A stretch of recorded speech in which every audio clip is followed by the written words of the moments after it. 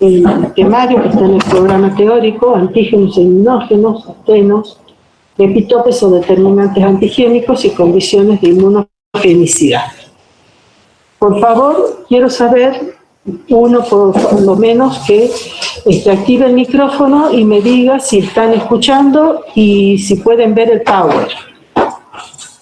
Ay, no, aquí, que te voy a decirte siempre. ¿Todo bien? Sí, profe, se ve y le escuchamos. Bueno, muchas gracias, muchas gracias. Bueno, entonces esta es la definición de antígeno.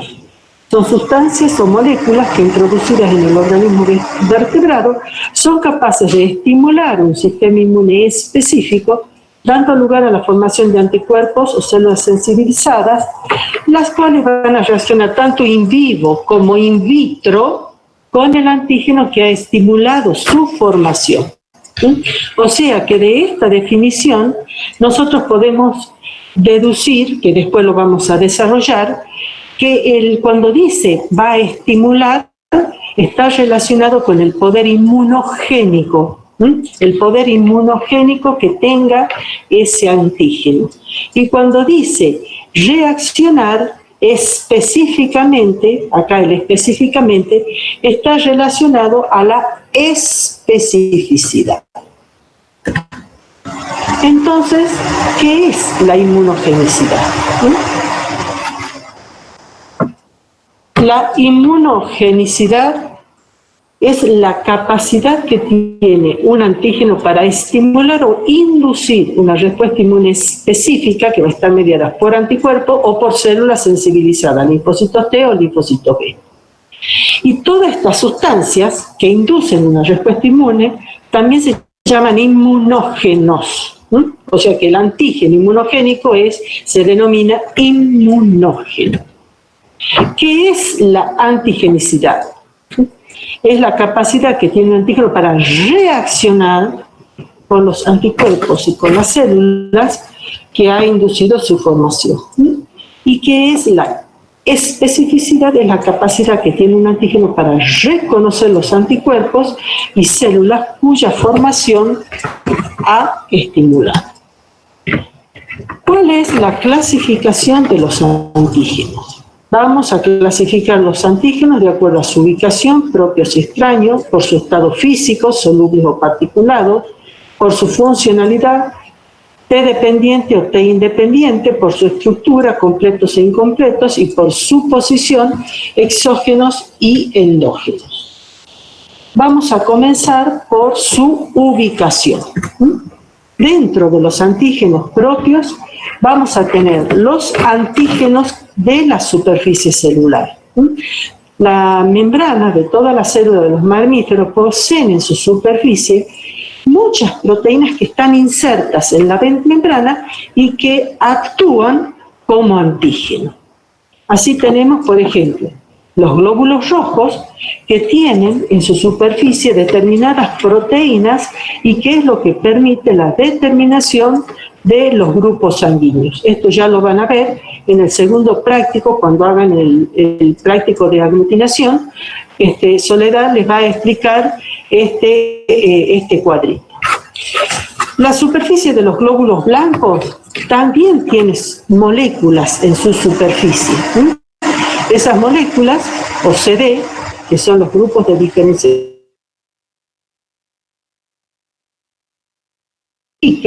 sí o sí y solamente a los linfocitos T helper o colaboradores, y el CD8 que identifica a los linfocitos T citotóxicos. Y está después el complejo mayor de histocompatibilidad, que también son moléculas que se expresan en la superficie de las células y que van a participar en la presentación de los antígenos. Y después tenemos por un lado antígenos de la superficie celular y tenemos los autoantígenos. Los autoantígenos se refiere cuando antígenos que son propios de ese organismo son reconocidos en el mismo organismo por clones de linfocitos autorreactivos.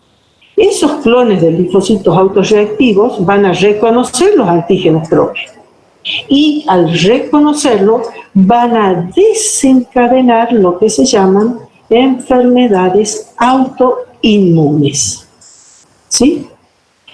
Estos linfocitos autorreactivos, en la ontogenia normal de los linfocitos, son eliminados en el timo.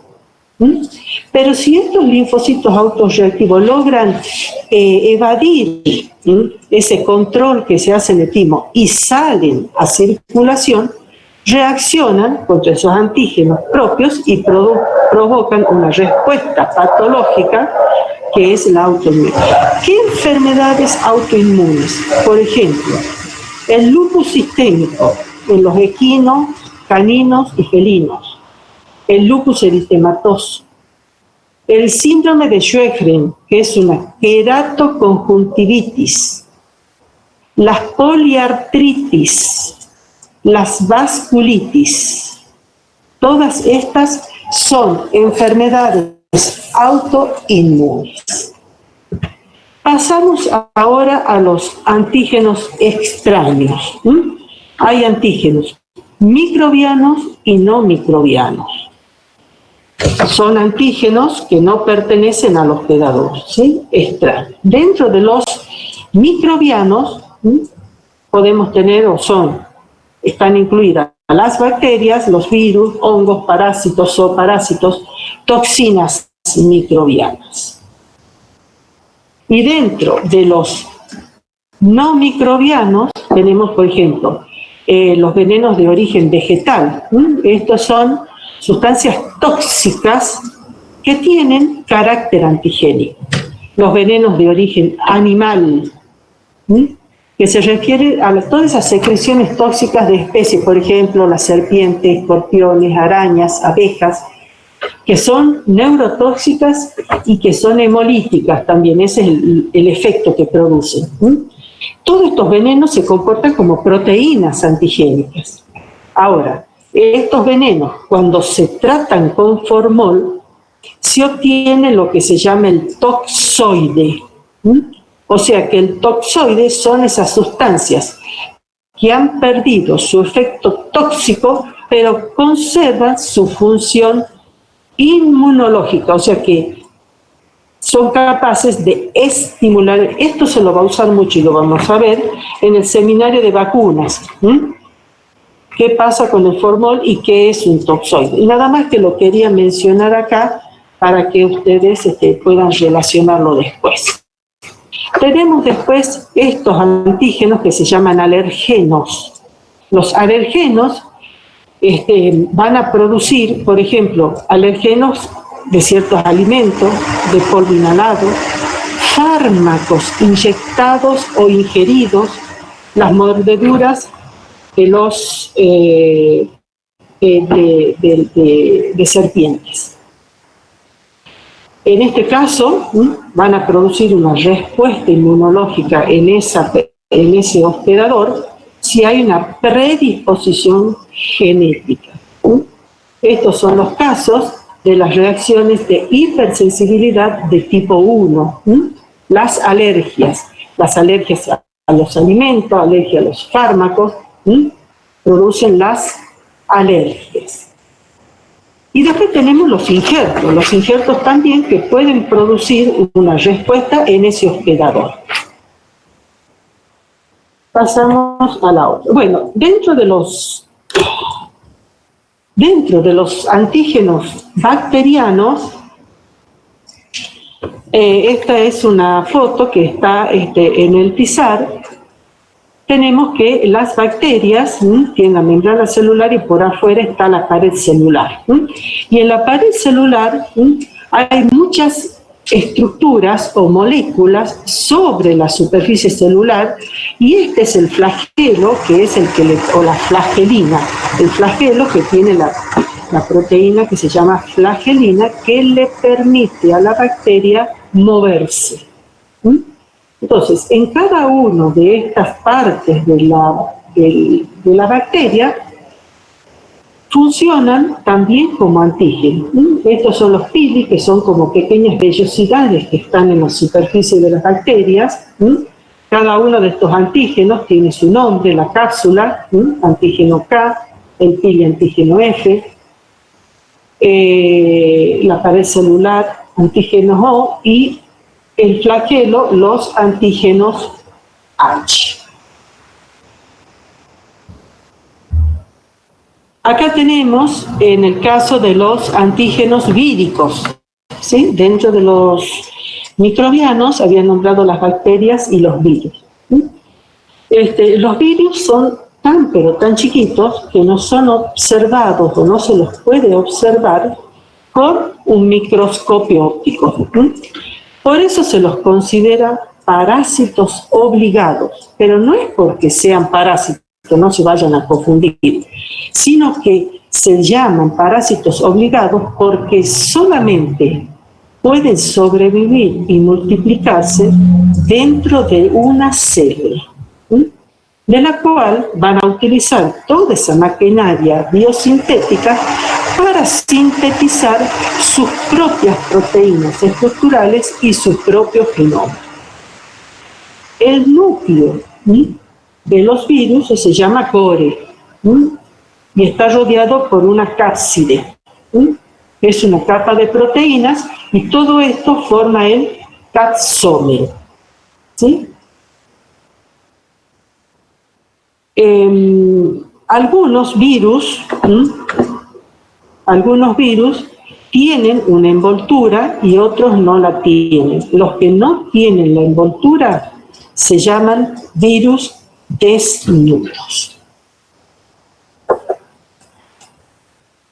Tanto la cápside, cada uno de estos materiales genéticos que está rodeado por la cápside que forma el capsómero, como la envoltura de los virus tienen carácter antigénico. Pero en este caso, esa protección que va a dar el sistema inmunológico a través de la formación de los anticuerpos, solo va a poder neutralizar a los virus cuando los virus salen de una célula para infectar otras células. En el momento en que están circulando, solamente en ese momento los anticuerpos contra estas porciones de antígenos víricos son eficientes.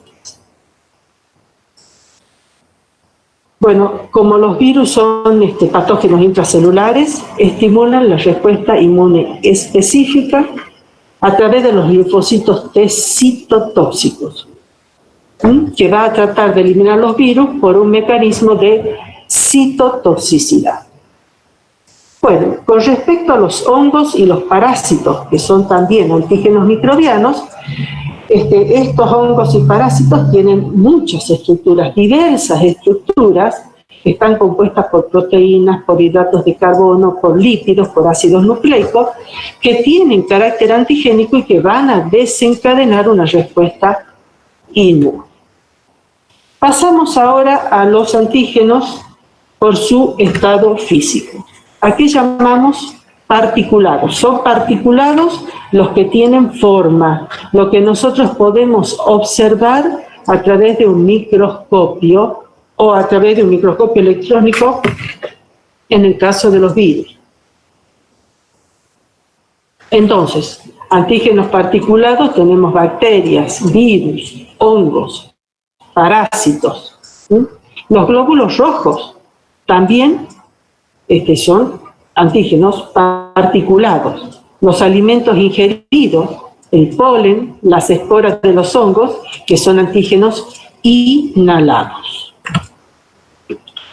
Cuando hablamos de antígenos solubles, ¿a qué antígeno nos referimos? Los hidratos de carbono, polisacáridos, por ejemplo, el almidón y el glucógeno, las hormonas, las proteínas, que incluyen las toxinas, los flagelos bacterianos, las cápsulas víricas, las membranas celulares de protozoo, venenos de serpiente, las proteínas séricas, la albúmina, la gamma globulina, todas esas son proteínas séricas, proteínas que están en los alimentos, proteínas lácteas, hormonas, La molécula de anticuerpo también puede actuar como antígeno, estimulando la formación de anticuerpos, ya lo vamos a ver. Los lípidos, los fosfolípidos, los ácidos nucleicos, el material inyectado. ¿Cómo se hace este mapa? El material inyectado, las mordeduras de la serpiente o los mosquitos y las vacunas.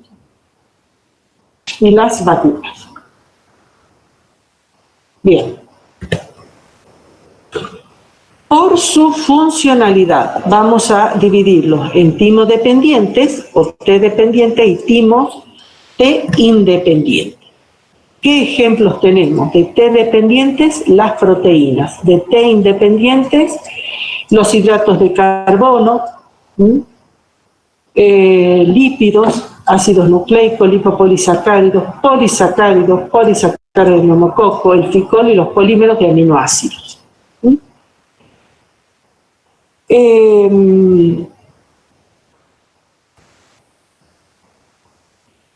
Bien, pasamos a la 16. Veamos ahora la cinética, o qué pasa en el sistema inmune, o cómo responde la estimulación, o cómo responde el sistema inmune frente a estos dos tipos de antígenos. ¿Cómo es la respuesta inmune frente a un antígeno T dependiente?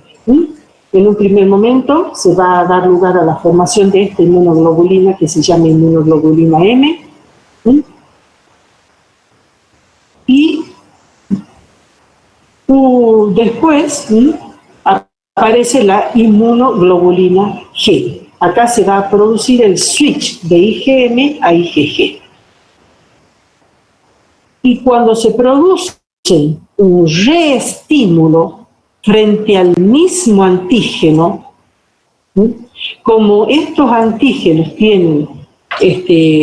son T dependientes, se van a formar células de memoria. Entonces, frente a la reestimulación con el mismo antígeno, la respuesta inmune específica va a responder más rápido y con mayores niveles de IgG. En cambio, la respuesta frente a un antígeno T independiente que no tiene memoria inmunológica va a responder siempre mediante la formación de IgM. Y frente al reestímulo con el mismo antígeno, el sistema inmune va a responder de la misma forma y con la misma cantidad de anticuerpos, solo formando inmunoglobulina M. Por su estructura tenemos antígenos completos, que son las macromoléculas, y antígenos incompletos, que tenemos aptenos o aptene, es lo mismo. ¿Qué son los aptenos? Son sustancias químicamente activas, de bajo peso molecular, incapaces por sí mismos de inducir una respuesta inmune. O sea que si no son capaces de inducir una respuesta inmune, quiere decir que no son inmunogénicos. Para transformarse en inmunogénicos, hay que combinarlos con unas proteínas o moléculas grandes que se llaman transportadoras o carriers, que y en ese caso se transforman en inmunogénicos. Este es un ejemplo, está en el libro. Este es un apteno, en el caso del nitrofenol, que es una molécula muy chiquita. Y esto que está acá, los globitos estos en azules, es la proteína grande que es el carrier, y estos son los DNP, el dinitrofenol, que es el apteno. ¿Qué pasa? ¿Qué pasa si yo inoculo un apteno a un animal de experimentación? No voy a obtener anticuerpos, no va a estimular la síntesis de anticuerpos. ¿Por qué? Porque los aptenos no son inmunogénicos. Acá tenemos la ceroalbúmina bovina que se transforma como molécula transportadora, es una molécula muy grande. Si yo la inoculo en un animal de experimentación, sí voy a obtener anticuerpos anti-ceroalbúmina bovina. Ahora, si yo acoplo el acteno a esta molécula grande, todo esto está unido con métodos físico-químicos, se lo uno en el laboratorio y lo inoculo en un animal de experimentación, en el suero de ese animal de experimentación voy a obtener anticuerpos contra toda la molécula. O sea que voy a obtener anticuerpos antitransportador o anticarrier y voy a obtener también anticuerpos antiapteno. Y este anticuerpo antiapteno va a poder reaccionar con este apteno. ¿Sí? ¿Qué quiero decir con eso? Que yo les he dicho que el apteno no es inmunogénico, pero el apteno es antigénico, porque puede unirse a su anticuerpo específico.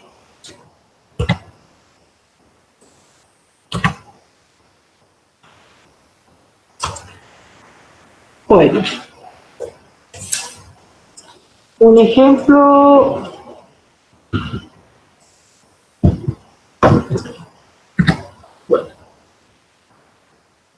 ¿Cuál es la importancia clínica de los aptenos?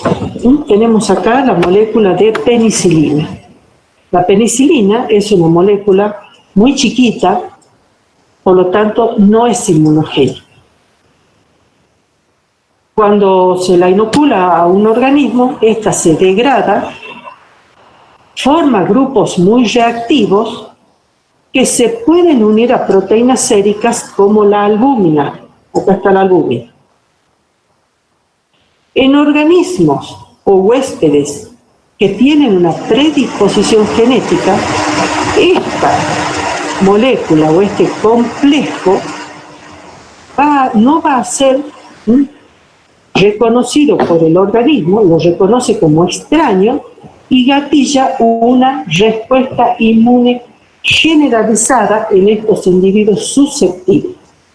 Se van a formar entonces anticuerpos antiaptenes y antiproteína sérica, y esta generación de estos anticuerpos,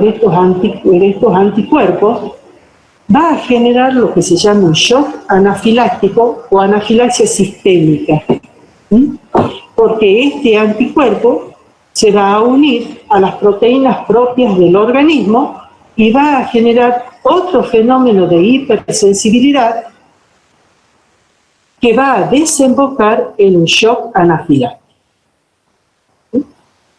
Los síntomas del shock anafiláctico, muy brevemente, hay problemas a nivel de corazón y a nivel vascular.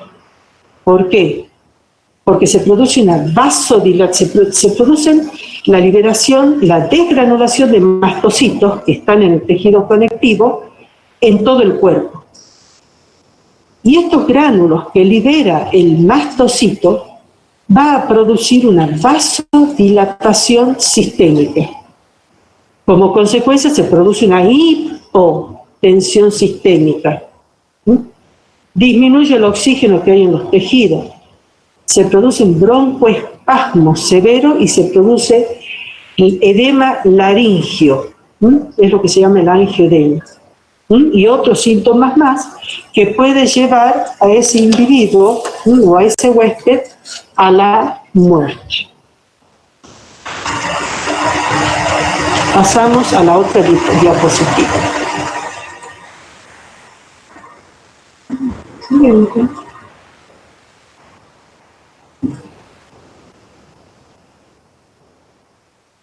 Bueno, vamos a ver ahora epitopes o determinantes antigénicos. ¿Qué quiere decir epitope? Es la porción, acá dice, son las regiones restringidas de la molécula antigénica con actividad inmunológica que se unen a los receptores de membrana específico del antígeno en los linfocitos T o en los anticuerpos específicos. ¿Qué quiere decir esto? Quiere decir que el epitope o el determinante antigénico es la porción del antígeno que va a contactar con el BCR, que es el receptor antigénico de los linfocitos B, o con el TCR, que es el receptor antigénico de los linfocitos T, o con el fragmento FAB de las inmunoglobulinas. El epitope está íntimamente relacionado con la especificidad de la reacción antígeno-anticuerpo. Y en general el tamaño del determinante antigénico corresponde a una secuencia corta de pocas unidades de aminoácidos. Acá tenemos, esta es una molécula grande de una hemaglutinina, está formada por dos moléculas, esta está más tenue para que vean las irregularidades, ¿sí? Bien, esta superficie irregular tiene, cada una constituye un epitope, que son reconocidas por las células del sistema inmune.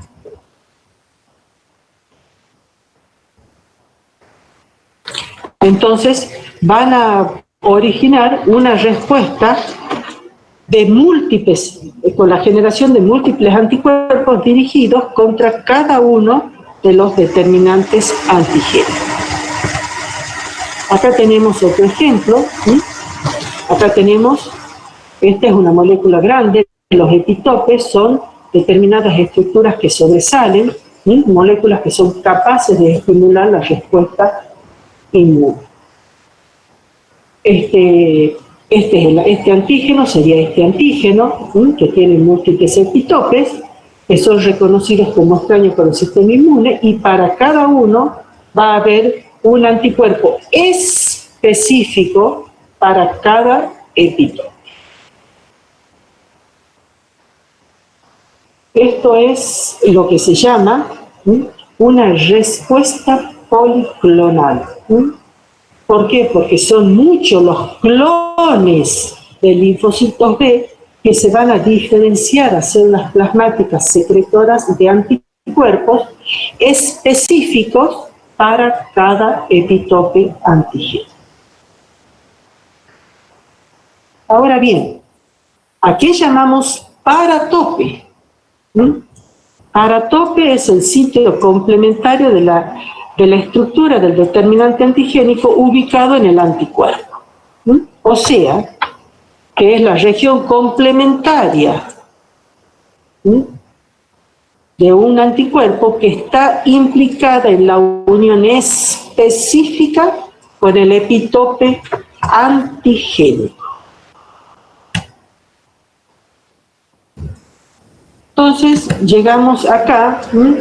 ¿A qué se debe que algunas moléculas, cuando se las introduce en el organismo, induzcan o no una respuesta inmune?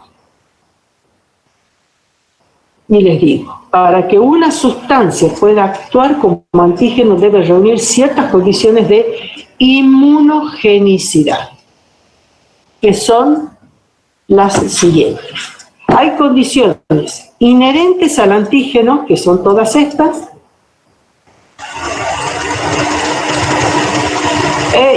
y condiciones inherentes al hospedador. Con respecto a la naturaleza química, hablamos de proteínas. Las proteínas son los antígenos más potentes. Por ejemplo, las toxinas de Clostridium, los flagelos bacterianos, las cápsulas víricas, las membranas celulares de los protozoos, las proteínas séricas, las proteínas de la superficie celular, las moléculas de anticuerpos y las proteínas de los alimentos. Las proteínas son los antígenos más potentes. También van a estimular antígenos que no son proteínas, pero que no son buenos antígenos. Por ejemplo, los polisacáridos, las lipoproteínas, Los polisacáridos simples, esos son malos. Los carbohidratos más complejos, pero todos estos no son tan buenos inmunógenos. Los lípidos son malos antígenos, son muy simples y son inestables. Funcionan mal como antígeno, nunca van a estimular así el sistema inmune. Y los ácidos nucleicos son poco antigénicos, poco inmunogénicos. Con respecto al tamaño molecular, para poder estimular el sistema inmune deben ser grandes, mayores de 10.000 Dalton, ¿no? O que es lo mismo, mayores a 10 kilodalton.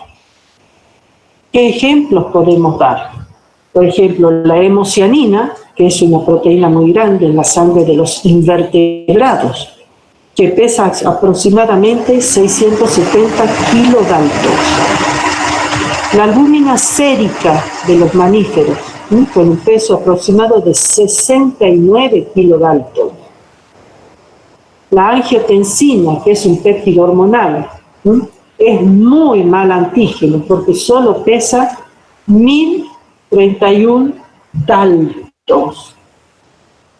Vamos ahora a la complejidad. Y acá les digo, cuanto más complejos, más inmunogénicos. Por ejemplo, el almidón es un antígeno muy malo, es muy sencillo, es poco complejo. Los lipopolisacáridos bacterianos son un poquito más complejos y las proteínas son muy complejas. Tienen estructura terciaria y cuaternaria, ustedes ya saben eso, entonces son moléculas muy complejas. Los polímeros grandes y repetitivos, por ejemplo, los lípidos y los hidratos de carbono, son menos inmunogénicos que las proteínas.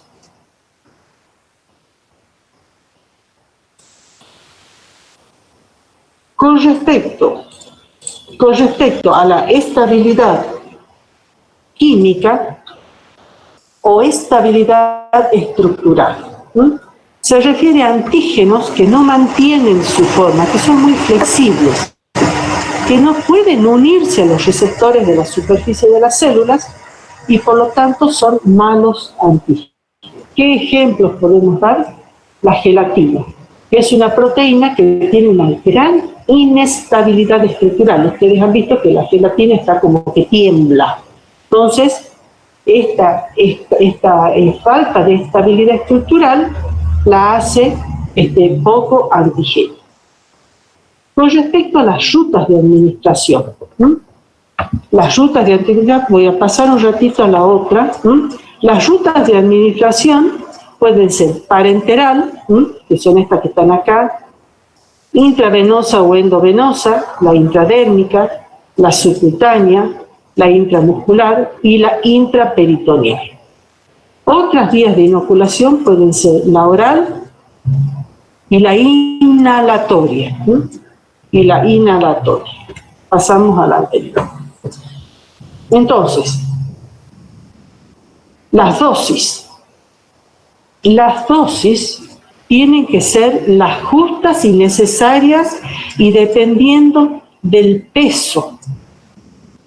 Dosis muy altas o muy bajas no van a estimular el sistema inmune. En ninguno de los dos casos. Con respecto al carácter extraño, y decimos, cuanto mayor sea la diferencia filogenética entre el antígeno y el hospedador, mayor será la intensidad de la respuesta. Y acá en el TISAR te da un ejemplo muy lindo de un injerto de riñón. Por ejemplo, si hacen el injerto de riñón entre gemelos idénticos, no hay rechazo, porque no los reconoce como extraños. Ahora, si ese injerto se lo hace a un animal distinto dentro de la misma especie, bueno, puede ser que lo acepte, pero con el tiempo lo va a rechazar.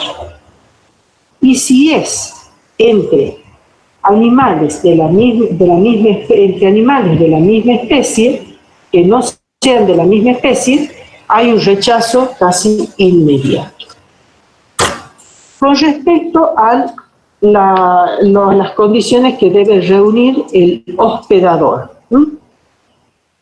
La constitución genética de ese hospedador, o sea, el genotipo, va a determinar el tipo de la respuesta inmune. Hay una gran diversidad de genes que codifican tanto para el receptor antigénico de los linfocitos B o BCR, como para el receptor antigénico de los linfocitos T o TCR, que son codificados por el complejo mayor de histocompatibilidad, y que esta gran diversidad de genes va a afectar la inmunogenicidad de un antígeno en un animal receptor. Y por último, el estado fisiológico del hospedador. Se refiere a la edad del hospedador, el estado físico, las enfermedades, los agentes inmunosupresores, la dieta. Todas estas condiciones pueden afectar la respuesta inmune frente al antígeno y por lo tanto disminuir la respuesta. Por ejemplo, si inoculamos animales muy jóvenes, si inoculamos animales desnutridos, si inoculamos animales enfermos. Bueno, con esta clase terminamos. Mami, dejo de compartir.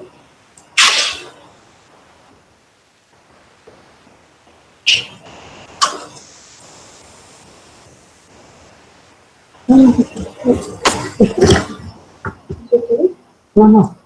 Bueno, no está la otra. Bueno, vamos, con esta terminamos el tema de antígenos. Y vamos a comenzar ahora con la clase del tema 4, que es antígenos de histocompatibilidad. Hola, profe. Está bien, profe. Profe, se escucha muy bajito. Bueno, perfecto. Bueno, listo. Ya voy a hablar más alto, pensé que... Listo. Bueno, entonces ahora cambio y pongo el otro... compartir. Y pongo el otro power y comenzamos con la clase. Quisiera saber si lo ven bien. No solo si es así como se le corre. Bueno, listo entonces. Comenzamos entonces con el tema 4 o... Voy a tomar un poquito de agua.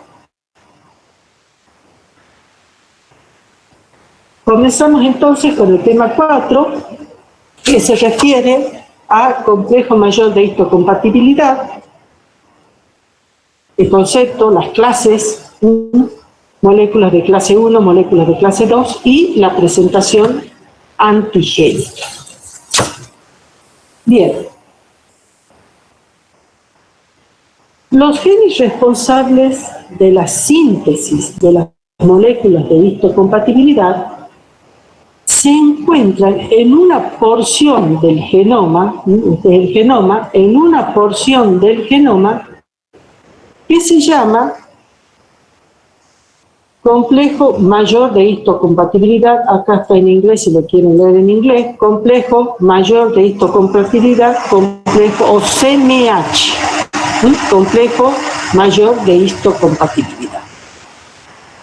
Entonces, ¿qué es el complejo mayor de histocompatibilidad?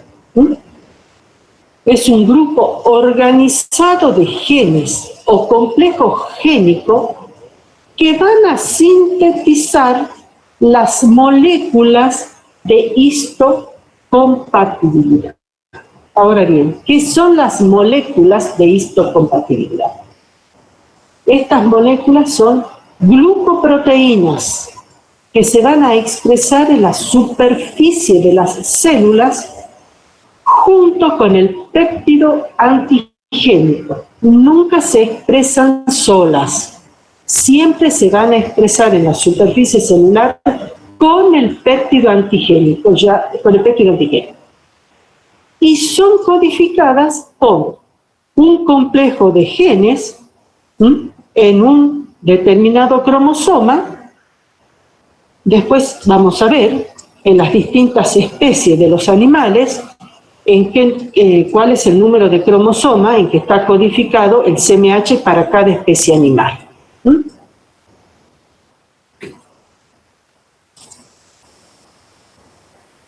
La función principal de las moléculas de histocompatibilidad es la presentación de los péptidos antigénicos por las células presentadoras de antígeno.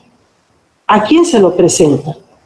A los linfocitos T, a través de su TCR, a través de su receptor antigénico. Y existen tres tipos de productos génicos del CMH. Están las moléculas de clase 1, que van a las moléculas de clase 1 para antígenos endógenos, las moléculas de clase 2 para antígenos exógenos, y hay una clase 3 que no está involucrada en la presentación antigénica, pero que lleva a la síntesis de otras proteínas que van a participar sobre todo en la respuesta inmune innata. Entre ellos tenemos complementos, el factor B, que va a actuar en la activación del complemento por vía alternativa, el receptor de las células NK y el factor de necrosis tumoral. Bien, el CMH tiene tres características que son muy importantes.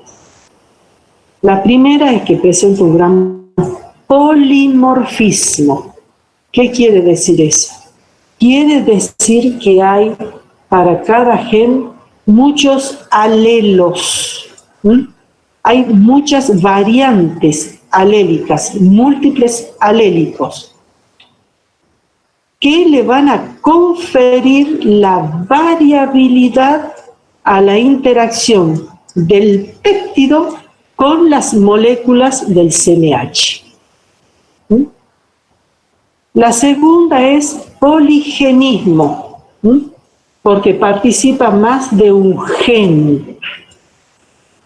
Y la tercera se llama codominancia, porque en un individuo se van a expresar los genes en bloque de los progenitores, el materno y el paterno.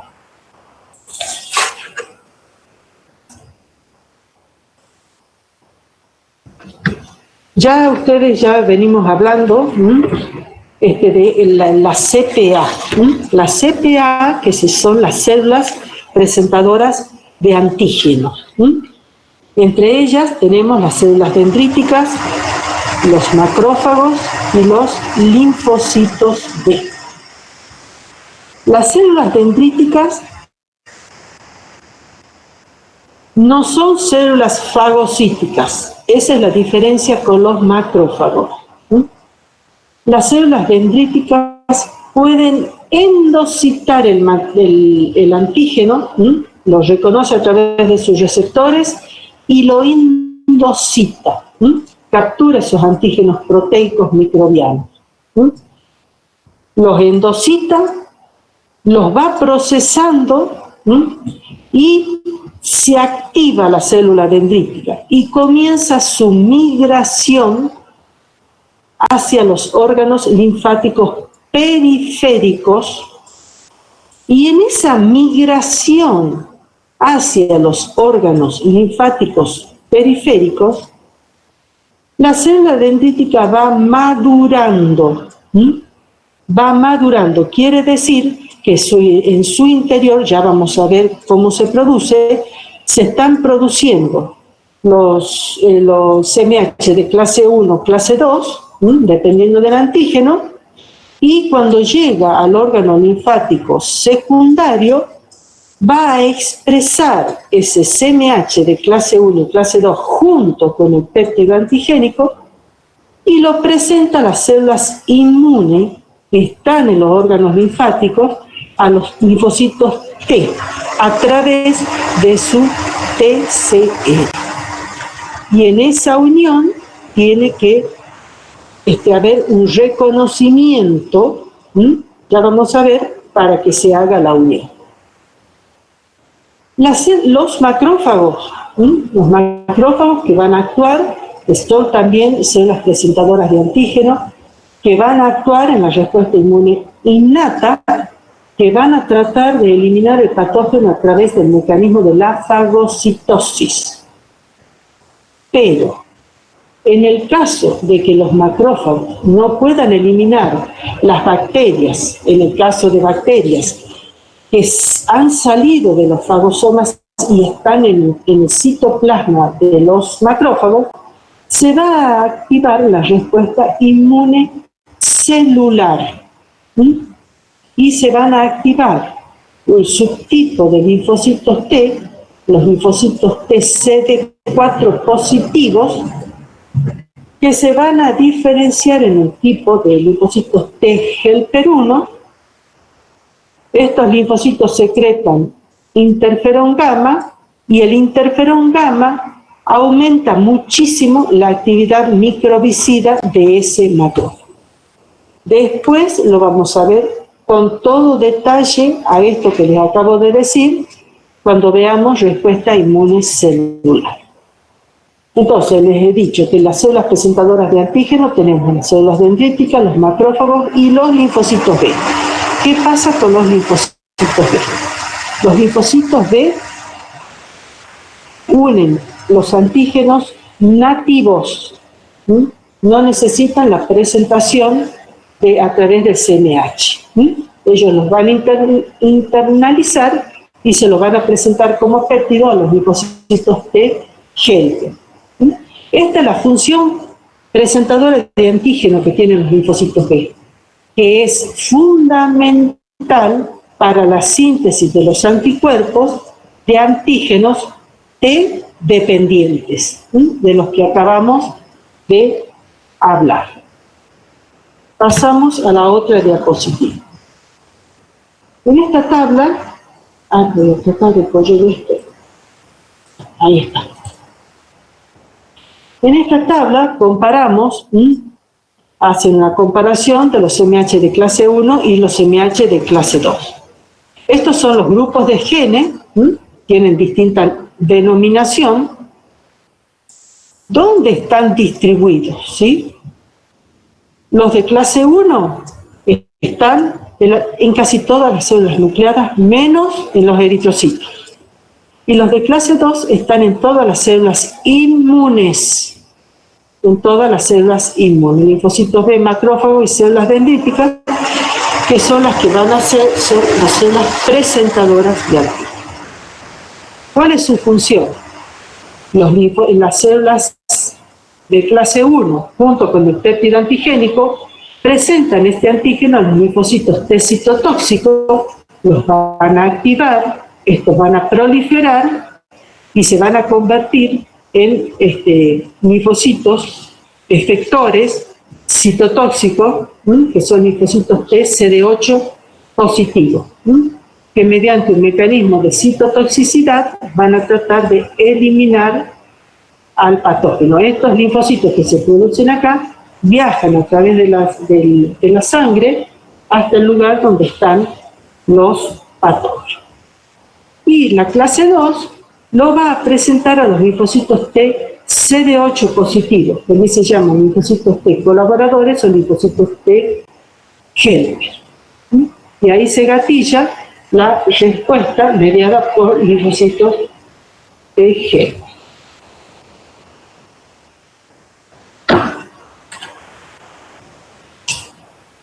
Bueno, en estas diapositivas vamos a ver que todos los vertebrados, desde los peces cartilaginosos hasta los mamíferos, poseen moléculas de histocompatibilidad. Pero entre las especies varía el número de genes involucrados en su genoma, la disposición de su genoma y el nombre colectivo en las distintas especies. Cuando hablamos de nombres colectivos nos referimos a esto. Hablamos de perros, antígenos leucocitarios de los perros, antígenos leucocitarios de los rabbits, antígenos leucocitarios de los bóvidos, antígenos leucocitarios de los equinos, antígenos leucocitarios de estos cerdos. En el ratón se llama B2, en los pollos, en el ratón H2, en los pollos B2, antígenos leucocitarios felinos. En los humanos se llama antígeno leucocitario humano. Restricción por el CMH. ¿Qué significa cuando nosotros decimos que hay restricción por el CMH? Significa que los linfocitos T van a reconocer y van a responder a antígenos peptídicos extraños solamente cuando los antígenos son presentados por las células presentadoras de antígeno en el contexto del CMH. Ya les he dicho que los linfocitos B no están restringidos por el CMH porque van a reconocer o se van a unir directamente con el antígeno nativo. Entonces, el antígeno es endocitado por la célula presentadora de antígeno, lo va a procesar y lo va a exponer en su membrana junto con el péptido antigénico. Entonces, esto va a ser reconocido por el linfocito T, que tiene su TCR específico para este péptido antigénico. Entonces, esto es lo que se llama restricción por el CMH. Este péptido antigénico va a ser reconocido por el TCR específico para este péptido en el contexto de las moléculas de histocompatibilidad. Sí, solo sí, de esta forma, este linfocito T se podrá activar y realizar responder a este estímulo. Esto es lo que se llama restricción por el CMH. Si no es presentado por las moléculas del CMH, el linfocito T no se va a poder activar.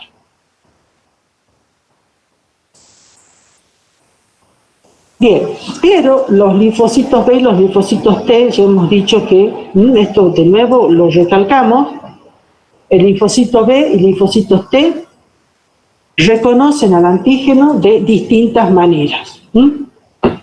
El linfocito B va a reconocer a través de su BCR al antígeno nativo, o sea que se une directamente, eso quiere decir. Y el TCR va a reconocer a ese antígeno que ha sido presentado y procesado por la célula presentadora de antígeno en el contexto del CMH.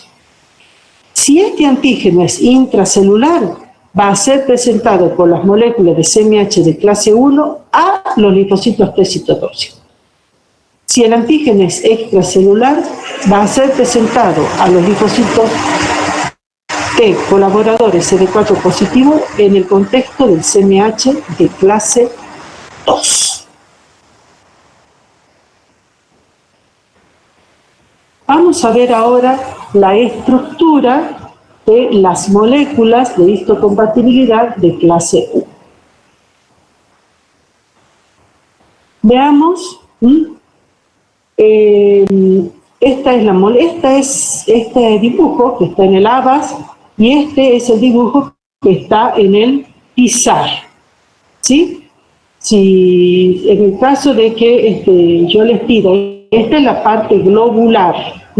Esta parte es globular, ¿por qué? Porque todos estos pertenecen a la familia de la a la superfamilia de las inmunoglobulinas, por eso tienen estructura globular. Esto es solo un esquema.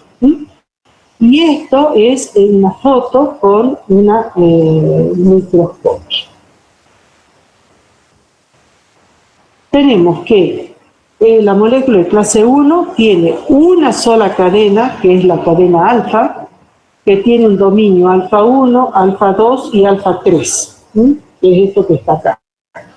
Tiene una región de transmembrana y una región citoplasmática.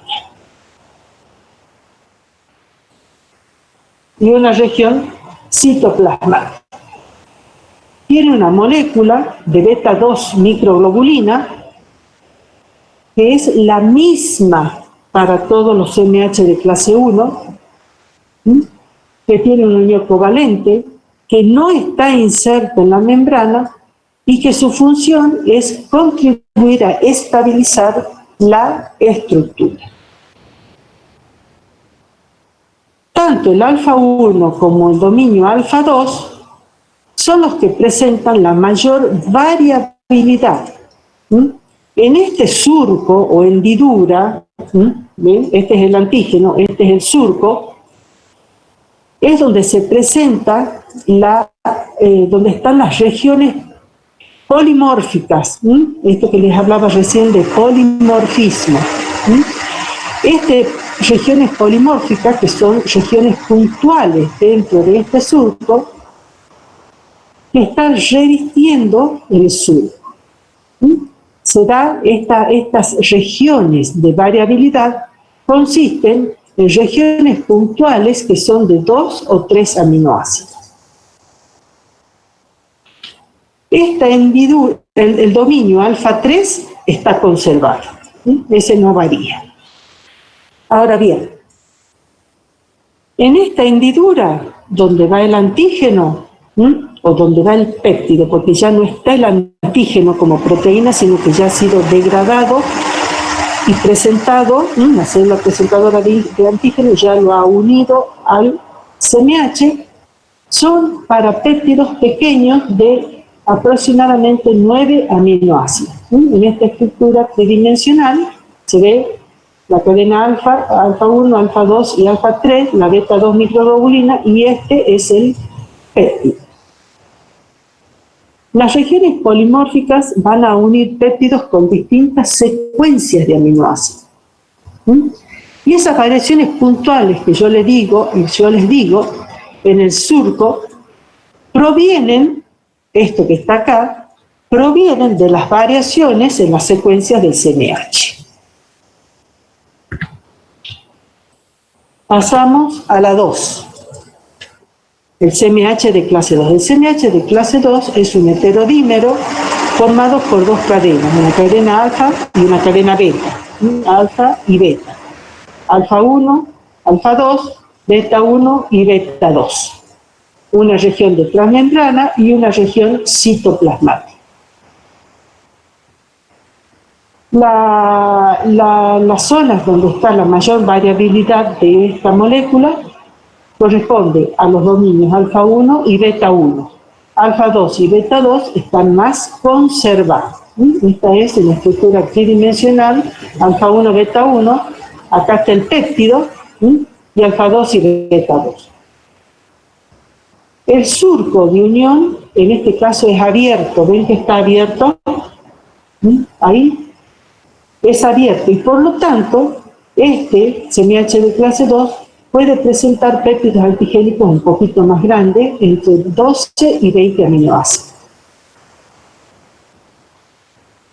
Bueno, pasamos acá. Ya les he dicho que las moléculas de CMH nunca van a expresarse vacías. Siempre tiene que estar el péptido antigénico en la molécula de histocompatibilidad. Cuando se produce ese reconocimiento entre el péptido antigénico y las moléculas de histocompatibilidad, también participan los correceptores. Los correceptores que están, a ver, ahí está. Participan los correceptores. Los linfocitos TCD8 tienen el correceptor CD8 y los linfocitos T CD4, que son los cooperadores, tienen el correceptor CD4. ¿Cuál es la función de los correceptores? Son los que se unen a la molécula de histocompatibilidad. En el caso de los linfocitos TCD8, el CD8 va a interaccionar, la cadena alfa del CD8 va a interaccionar con el dominio alfa 3 del CMH de clase 1. Y el linfocito T helper, este es su correceptor, va a interaccionar en su último dominio con el dominio beta 2 de la cadena beta, con la zona más conservada de la cadena beta 2. Bueno, entonces vamos a continuar. Tomo un poquito de agua. Comenzamos ahora entonces con el procesamiento de los antígenos. Los antígenos extracelulares y los antígenos intracelulares se procesan por vías distintas y se unen al CMH en compartimientos diferentes. Ya vamos a ver que las CMH de clase 2 se unen en las vesículas y los CMH de clase 1 se unen a los péptidos en el retículo endoplásmico. Vamos a comenzar por el antígeno extracelular.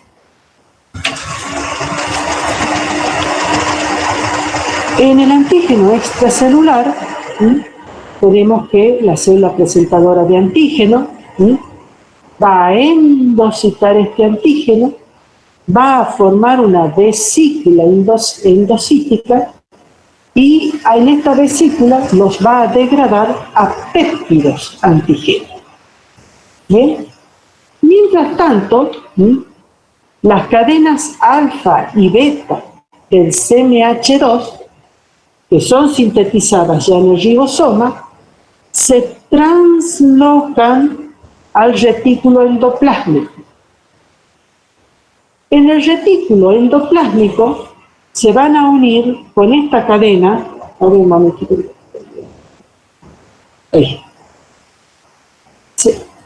En el retículo endoplásmico se van a unir con esta cadena que se llama cadena invariante o cadena constante, que es la misma para todos los CMH de clase 2.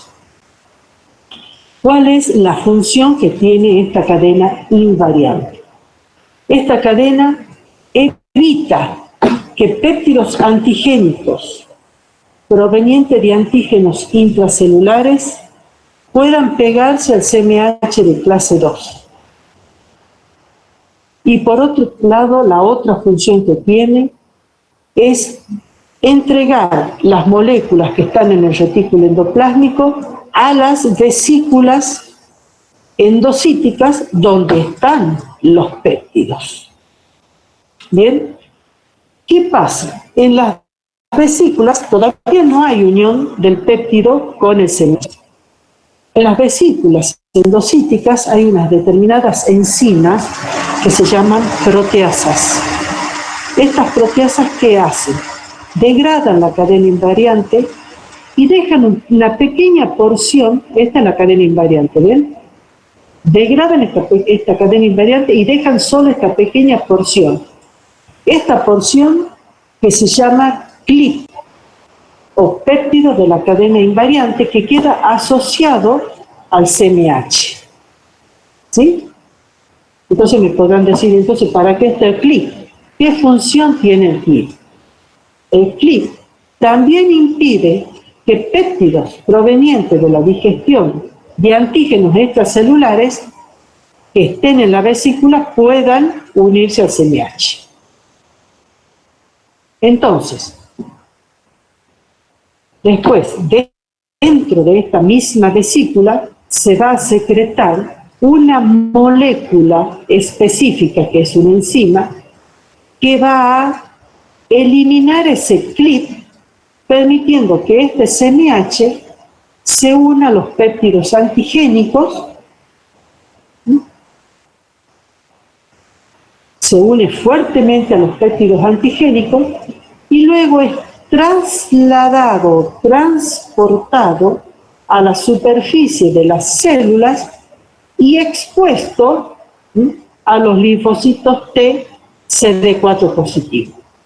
Si ustedes observan acá, tenemos el CMH de clase 2, tenemos el péptido antigénico, este es el receptor de la célula T y este es el correceptor. El correceptor que se va a unir al beta 2 de la cadena beta del CMH de clase 2.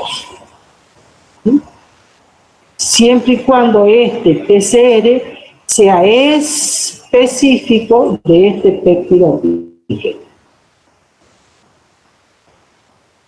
¿Qué pasa con las moléculas, qué pasa con los antígenos intracelulares? Es el caso de los virus. ¿Se acuerdan todo lo que les dije de los virus? ¿Bien? Cuando los virus infectan, y entran al citoplasma de la célula, utilizan los ribosomas para sintetizar sus propias células. Eso es lo que yo les he dicho, que son parásitos obligados. Estas proteínas que van sintetizando los virus van siendo liberadas al citosol. ¿Sí? En respuesta a esto, la célula infectada va a degradar esas proteínas citosólicas a péptidos pequeños, que son estos, a través de un complejo proteico enzimático que tiene muchas enzimas, muchísimas, que se llama proteosoma. Son muchas enzimas. Entonces, una vez que forma los péptidos, estos péptidos son transportados desde el citosol al retículo endoplásmico. Y este transporte lo realiza una proteína que se llama TAP. Acá la tienen. Transportador asociado con el procesamiento del antígeno. Se llama transportador asociado con el procesamiento de antígeno. Y lleva los péptidos antigénicos del citosol al retículo endoplásmico. Por otro lado, tenemos que las cadenas pesadas del CMH de clase 1 y la beta 2 microglobulina también son translocadas al retículo endoplásmico, donde en el retículo endoplásmico va a terminar de plegarse y se asocia al péptido antigénico. Esto que yo les nombro así tan sencillo es un poco más complicado. Después que ustedes cuando lo lean, en el plegado de la cadena alfa del CMH de clase 1 con la beta 2 microglobulina intervienen dos proteínas que se llaman calnexina y la otra se llama calreticulina. Calnexina y calreticulina. ¿Qué hace la calnexina? La calnexina estabiliza la cadena alfa hasta que después se una la beta 2 microglobulina. Y la calreticulina forma un complejo grande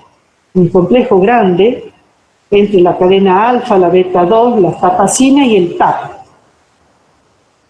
Luego, todo junto, es una sola cosa.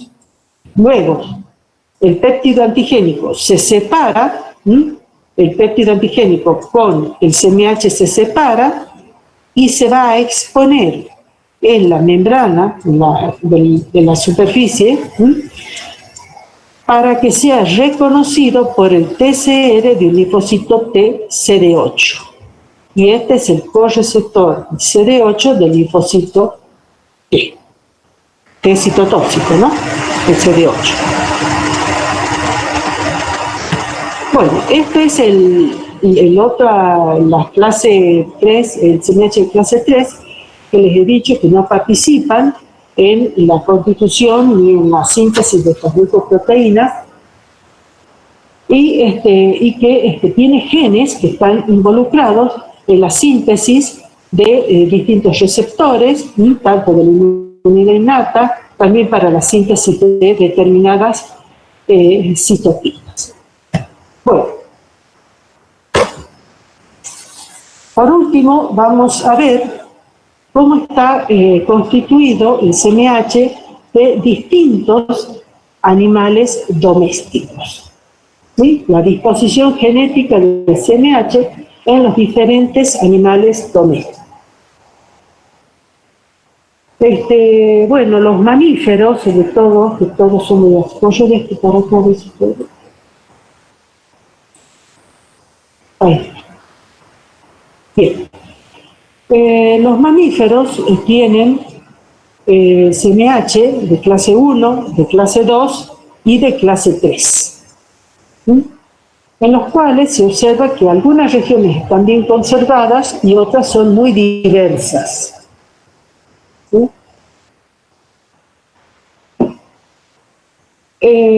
Se observa que los genes de clase 1 y de clase 2 generalmente son muy semejantes, a excepción de los bóvidos.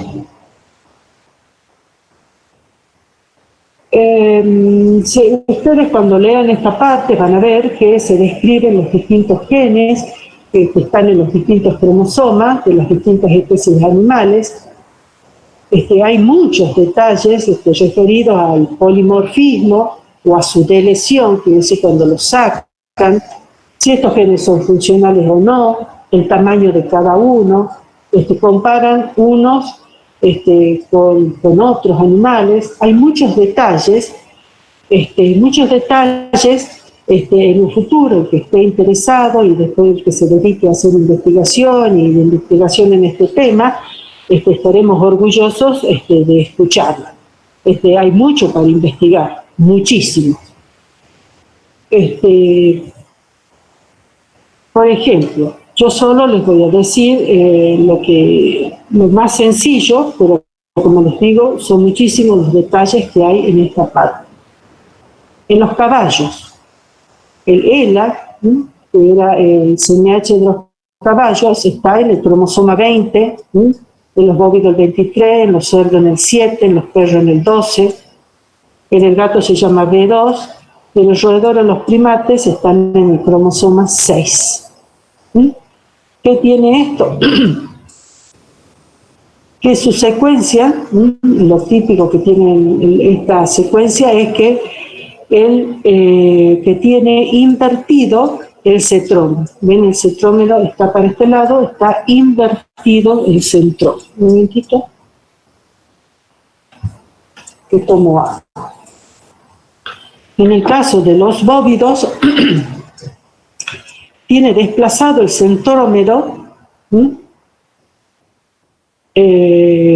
hacia el centrómero los genes de la clase 2, que se dividen en sus regiones 2B y 2A. También les muestra y les compara el CMH bovino humano con el bovino. Y acá ustedes pueden ver que en los humanos, en las clase 2 tienen estos genes que van a codificar las moléculas de clase 2 que se llaman DP, DQ y DR, muy semejante a los que tienen en los bovinos. Acá le falta el DP. Y a su vez hay una parte del 2 que se ha separado con un espacio acá de genes que separa esta región. En los cerdos el cromosoma está dividido por el centrómero. En los perros, por ejemplo, hay una gran variabilidad interraza, pero no intrarraza. ¿Qué quiere decir esto? Esto quiere decir que posiblemente sea el responsable de las diferencias raciales en la susceptibilidad a determinadas enfermedades infecciosas y autoinmunes.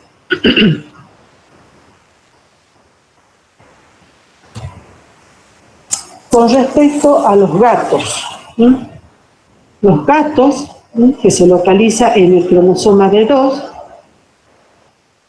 la región 1 está dividida por el centrómero.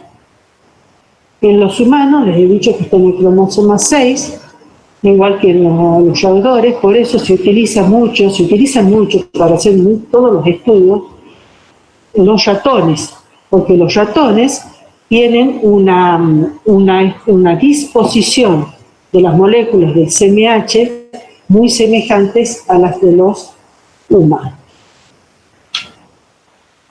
Y hay diferencia entre los humanos y los primates. Ahí ustedes van a leer que hay diferencias con los primates, los orangutanes, los gorilas, los monos de América y los chimpancés.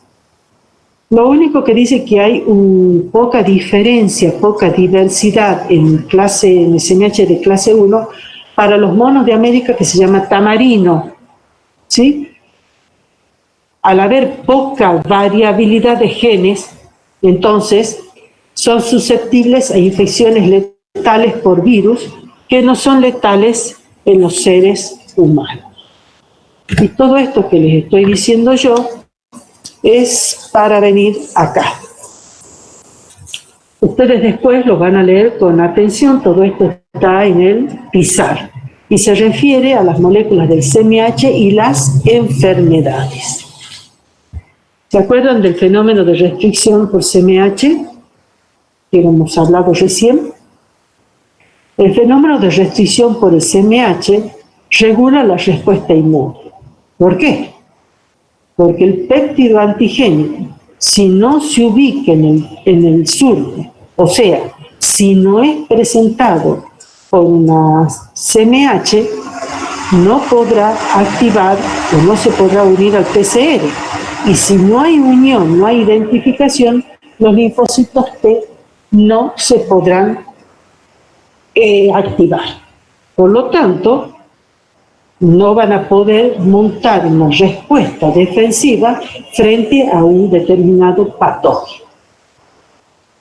También dijimos que las moléculas del CMH de clase 1 y clase 2 son muy polimórficas. Cuanto más polimórficas, o sea, más variabilidad en la secuencia de los aminoácidos que están en el surco de esas moléculas de CMH, los animales podrán responder mejor y a una variedad más grande de antígenos. Entonces, ¿qué quiere decir responder? Que van a poder estimular su sistema inmune para eliminar ese patógeno. Así los animales responden a antígenos más variados y por lo tanto están más preparados para sobrevivir a enfermedades infecciosas. Este polimorfismo que yo les estoy hablando tiene la ventaja que cualquier patógeno pueda ser presentado por las células inmunes para iniciar la respuesta. Bien. Este polimorfismo que hablamos, también depende de la estructura social, o sea, dónde viven los animales. Por ejemplo, vamos a observar un gran polimorfismo, por ejemplo, en el humano y en los ratones, porque viven en zonas altamente pobladas. Por lo tanto, mayor riesgo de enfermedades presentan mayor polimorfismo. Pero hay especies solitarias, como las ballenas, los alces, elefantes marinos, los leones y los guepardos, que viven en zonas con escasa población, densidad de población. Por lo tanto, van a presentar un bajo polimorfismo. Hablemos un poquito de los guepardos. ¿Qué pasa con los guepardos?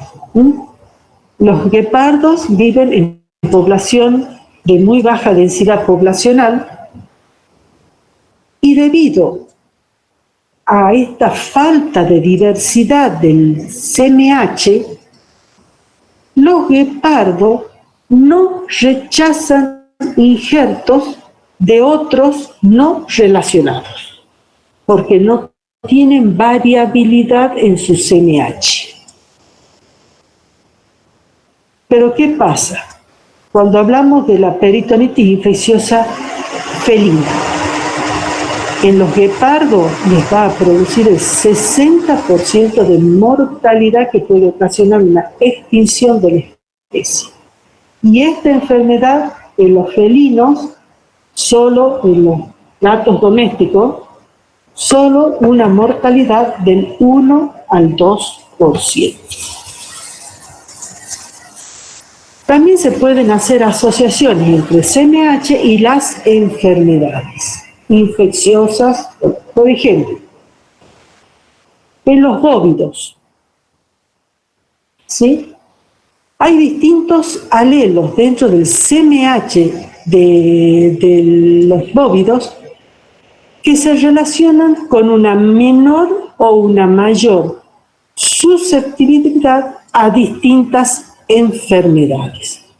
En este caso, los bóvidos presentan una resistencia, cierta resistencia a la leucosis bovina, que es producida por el virus de la leucemia, al carcinoma ocular, a la tripanosomiasis, al virus de la fiebre aftosa y a la mastitis, que es causada por los coliformes. En las ovejas se han descrito resistencia a la infección por parásitos, Phytostrongylus colubribriformis. Ahí está descrito cuál es el gen. En las cabras hay alelos, determinados alelos en su genoma, que se asocian con la resistencia o la susceptibilidad a tener artritis encefálicas.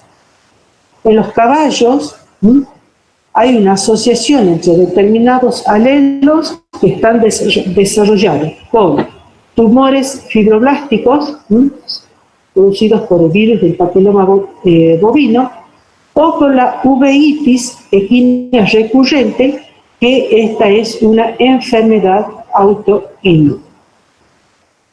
Por último, en los cerdos también se ha descubierto alguna asociación entre el CMH y las enfermedades relacionados con la frecuencia de la ovulación. Esto está relacionado ya con los rasgos productivos de los cerdos, el tamaño de las camadas, los niveles de anticuerpos, el espesor de la grasa dorsal y con el peso.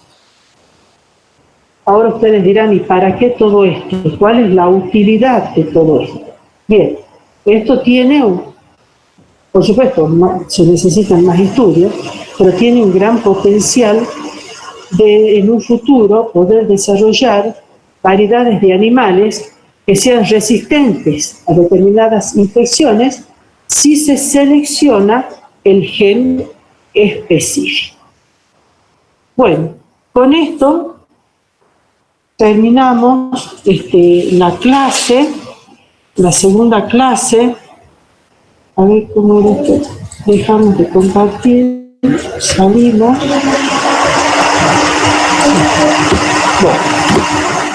Bueno, con esto terminamos, chicos, la clase.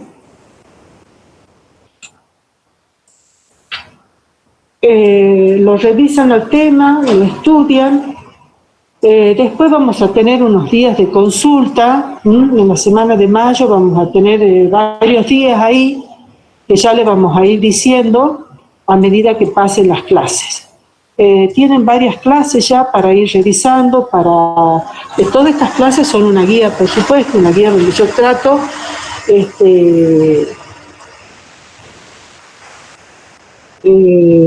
trato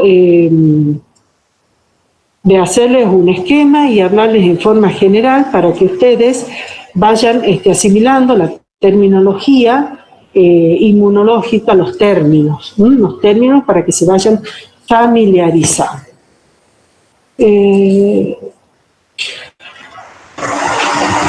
No sé a qué se refiere la PCR, no sé a qué se refiere. Eso vamos a ver después, reacciones antígeno-anticuerpo, la interacción, vamos a ver las distintas técnicas inmunológicas que se usan en los laboratorios. Bueno, con esto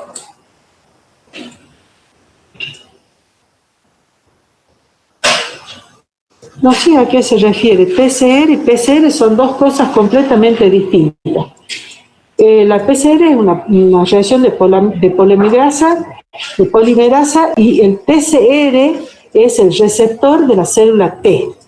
En la restricción del CNH, TCR. Yo no he hablado nada de TCR. Si se ha entendido PCR, eso lo borro. Es TCR. Si he dicho TCR, que no, les pido disculpas. Es TCR. Receptor de la célula T. Eso significa. Bueno, con esto es todo. Las revisan a las clases, las van estudiando, cosas que no entiendan, ven en un libro, ven en otro. Y cualquier cosa, bueno, lo comentamos después. Ya vamos a ver alguna hora de consulta para que puedan sacar las dudas. Bueno, será hasta la clase que viene, chicos. Buen fin de para ustedes también. Chao, chicos.